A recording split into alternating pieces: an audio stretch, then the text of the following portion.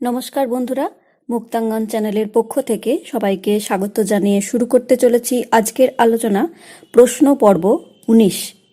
এর আগের দিন আমরা প্রশ্ন পর্ব 18-এর উত্তর দিয়ে দিয়েছি। তোমরা যারা যারা দেখোনি তারা কিন্তু অবশ্যই দেখে মিলিয়ে নিও এবং কটি ঠিক হচ্ছে কটি ভুল হচ্ছে তোমরা যাচাই করে নিও। তো আজকে আমরা প্রশ্ন পর্ব 19 থেকে ব্যাকরণ থেকে 5টা প্রশ্ন রেখেছি এবং বাকি 10টা প্রশ্ন রেখেছি হারিয়ে যাওয়া কালিকলম প্রবন্ধের বাকি অংশ থেকে। তো চলো প্রথমে আমরা ব্যাকরণের প্রশ্নগুলো দেখব, তারপরে একে একে হারিয়ে যাওয়া কালিকলমের যে প্রশ্নগুলো গুরুত্বপূর্ণ আছে সেগুলো দেখে নেব। আমি আছি শ্রবণা মণ্ডল, তোমাদের সাথে থাকবো পাশে বন্ধু হয়ে।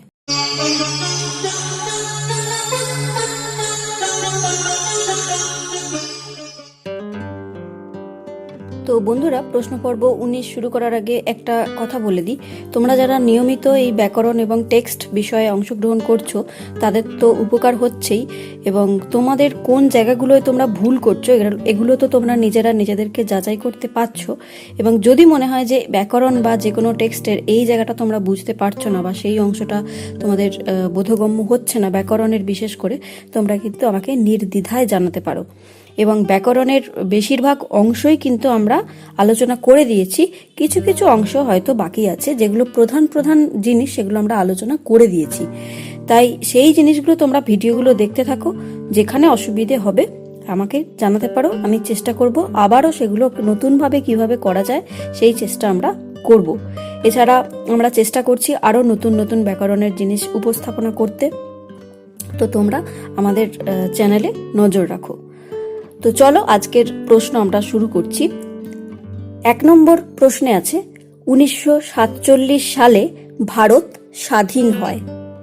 ক্রিয়ার কাল নির্ণয় করতে বলা হয়েছে এটাতে, এবং অপশনগুলো আছে কয়ে ঐতিহাসিক বর্তমান, ক্ষয়ে ঘটমান বর্তমান, গয়ে ঘটমান অতীত, আর ঘয়ে পুরাঘটিত অতীত।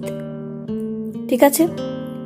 আচ্ছা, এরপর 2 নম্বর প্রশ্নটি আছে যখন কর্মপদটি একে অপরের পরিপূরক হয় তখন তাকে বলে। অপশনগুলো আছে কয়ে মুখ্য ও গৌণ কর্ম, ক্ষয়ে উদ্দেশ্য ও বিধেয় কর্ম, গয়ে সমধাতুজ কর্ম, আর ঘয়ে উপবাক্যীয় ও বাক্যাংশ কর্ম।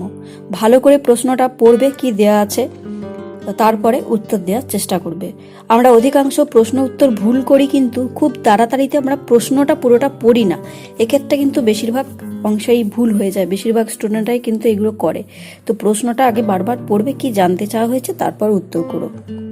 এরপর 3 নম্বর প্রশ্ন আছে নিচের কোনটি পঙ্গু ধাতু নয়। কয় অপশন আছে আচ, ক্ষয় অপশন আছে বট, গয় অপশন আছে নহ বা নহ, আর ঘয় অপশন আছে দেখ। ঠিক আছে? এরপর 4 নম্বর প্রশ্ন আছে নিচের কোনটি তরল ব্যঞ্জন। অপশন আছে কয়ে হ, ক্ষয়ে তালব্য স, গয়ে দন্ত ন, আর ঘয়ে র। ঠিক আছে? 5 নম্বর যে প্রশ্নটা আছে ব্যাকরণ থেকে লাস্ট প্রশ্ন, সেটা হচ্ছে ট্রেন হাওড়া ছাড়লো। খুব গুরুত্বপূর্ণ একটা প্রশ্ন এটা। এই ধরনের উদাহরণ কিন্তু হামেশাই এসে থাকে, এবং এটা বলা হয়েছে যে হাওড়া কোন কারক। ঠিক আছে? অপশন আছে কয়ে কর্তৃকারক, ক্ষয়ে কর্মকারক, গয়ে করণ কারক, নাকি ঘয়ে অপাদান কারক। এটা তোমাদের বলতে হবে। ঠিক আছে? ভালো করে প্রশ্নগুলো পড়বে। ব্যাকরণ থেকে এই আজকে 5টা প্রশ্নই দিয়েছি। এরপর চলো আমরা হারিয়ে যাওয়া কালিকলম থেকে যে প্রশ্নগুলো আছে গুরুত্বপূর্ণ সেখান থেকে দেখে নিই। 6 নম্বর প্রশ্ন আছে লেখক কখন প্রথম ফাউন্টেন পেন কিনতে গিয়েছিলেন। কয় অপশন আছে কলেজে পড়ার সময়, ক্ষয়ে দ্বিতীয় মহাযুদ্ধের পর, গয়ে দ্বিতীয় মহাযুদ্ধের আগে, আর ঘয়ে প্রথম মহাযুদ্ধের সময়ে। ভালো করে প্রশ্নটা পড়বে, আবারও বলছি, এবং সেই অনুযায়ী উত্তর দিও। আচ্ছা, এরপর 7 নম্বর যে প্রশ্নটা আছে সেটা হচ্ছে কে লেখককে ফাউন্টেন পেনের সংগ্রহ দেখিয়েছিলেন। অপশনগুলো শুনে নাও। কয়ে আছে শুভ ঠাকুর, ক্ষয়ে শরৎচন্দ্র, গয়ে শৈলজানন্দ, আর ঘয়ে সত্যজিৎ রায়। ঠিক আছে। আচ্ছা, এরপর 8 নম্বর প্রশ্ন আছে, আদিতে ফাউন্টেন পেনের কি নাম ছিল? খুব গুরুত্বপূর্ণ একটা প্রশ্ন, এটা খুব কমন প্রশ্ন, এই ধরনের প্রশ্ন কিন্তু এসে থাকতেই পারে এবং অনেক টেস্টে তোমরা এসেছে, দেখেছো যারা পরীক্ষা দিয়েছো, এটা মনে রাখবে। কয় অপশন আছে? ঝর্ণা কলম, খয়ে রিজার্ভার পেন, গয়ে পার্কার, নাকি ঘয়ে বল পেন? আচ্ছা, এরপর 9 নম্বর যে প্রশ্নটা আছে সেটা হচ্ছে, লেখক বাঁশের বা কঞ্চির কলমকে কবে ছুটি দেন? অপশনগুলো শুনে নাও। কয় আছে শহরে হাই স্কুলে পড়তে পড়তে, ক্ষয় অপশন আছে শহরে হাই স্কুলে ভর্তির পর, গয় অপশন আছে শহরে কলেজে পড়ার সময়, নাকি ঘয়ে শহরে কলেজে ভর্তির পর। ভালো করে প্রশ্নটা পড়বে এবং অপশনগুলো আমি কিন্তু ইচ্ছাকৃতভাবেই আমি একটু গোলমেলে দিয়েছি, এই জন্যই দিয়েছি যাতে তোমরা কতটা খুঁটিয়ে পড়েছো প্রবন্ধটা সেটা যাচাই করতে পারো। এগুলো কিন্তু নিজেদেরকে নিজেরা যাচাই করার টেস্ট। তোমরা যত এগুলো ভুল করবে সেক্ষেত্রে তোমরা কিন্তু ঘাবড়ে যেও না, মানুষের একটা ভুল করারও সুবিধে থাকে। তুমি যত ভুল করবে তত তোমার মনে হবে যে আমার এই জায়গাটা ফাঁক রয়ে গেছে, আমাকে আরো নতুন করে তৈরি হয়ে যাবে, স্যাটিসফ্যাকশনটা আসবে না। তুমি যতদিন ভুল করবে ততদিন শিখবে। তো সেই জন্যই আমার প্রশ্নগুলো দেয়া। তো প্রশ্নগুলো ভালো করে তোমরা পড়বে এবং উত্তর দেওয়ার চেষ্টা করবে। ঠিক আছে।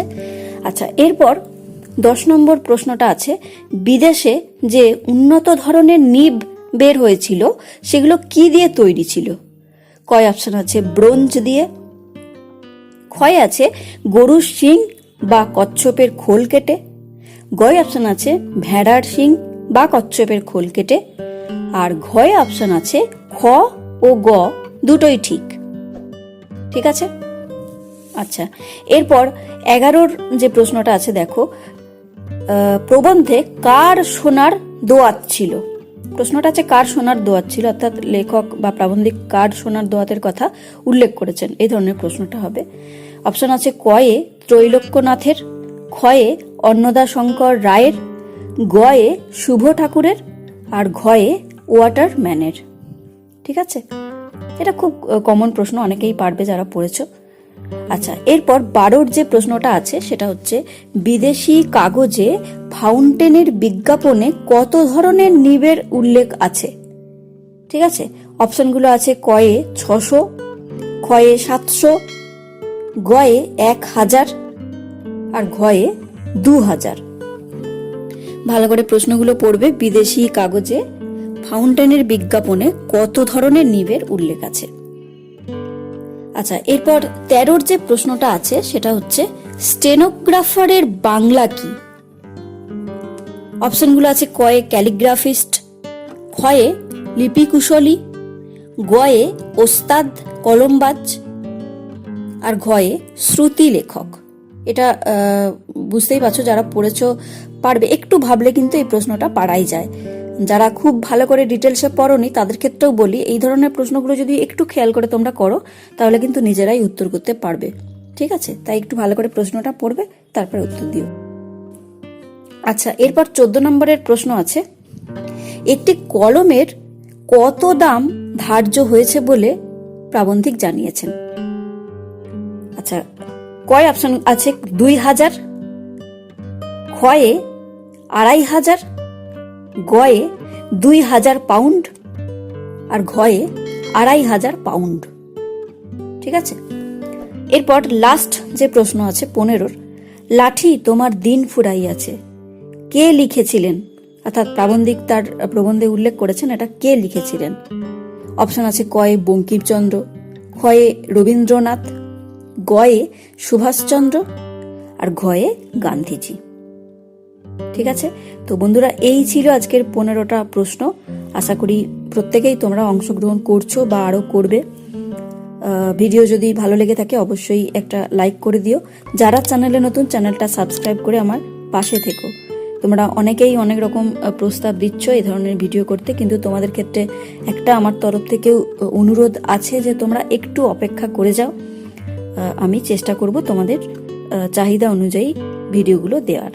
ততদিনে সবাই ভালো থেকো, সুস্থ থেকো। সবাইকে অসংখ্য ধন্যবাদ জানাই।